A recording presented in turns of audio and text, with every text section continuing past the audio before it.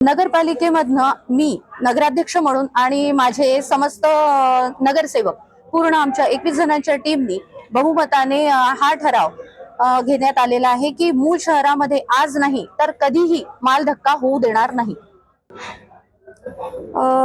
तसं स्पष्ट नाव घेता येणार नाहीच, परंतु शोभाताई फडणवीसकडनं जरा या मालधक्क्याला जरा जास्त सपोर्ट आहे आणि त्यांनीच निवेदन हे मुख्यमंत्र्यांपर्यंत पोहोचवलेलं आहे आणि स्पष्ट जनमत आहे की हा या मागे मोठा हात असल्यामुळे मालधक्का हा होणारच, परंतु गावाच्या सगळ्यांची मागणी आहे की मालधक्का होऊ नये। त्याकरिता आम्हाला जर रस्त्यावर उतरून आंदोलनं जरी करावी लागली तर त्याकरिता आम्ही सगळे तयार आहोत आणि त्या प्रकारे आम्ही कठोर आंदोलनं देखील करू।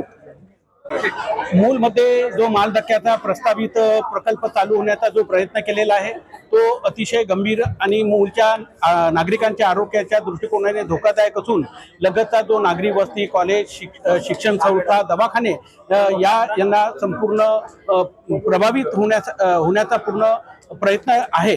त्यासाठी आम्ही संपूर्ण मूलचे नागरिक आणि जनता आणि संपूर्ण सर्वपक्षीय लोक का हा माल धक्का झाला नाही पाहिजे यासाठी कार्यरत आहे आणि तो आम्ही होऊ देणार नाही। वेळप्रसंगी संपूर्ण बंद शासनापर्यंत त्याचा पाठपुरावा आणि जन आंदोलन हाच आमच्या पुढे पर्याय आहे। काहून तर माल धक्का हा जनहितासाठी नसून जनतेचा जीव घेण्यासाठी होत आहे असा संपूर्ण मूलवासियांचा विश्वास झालेला आहे।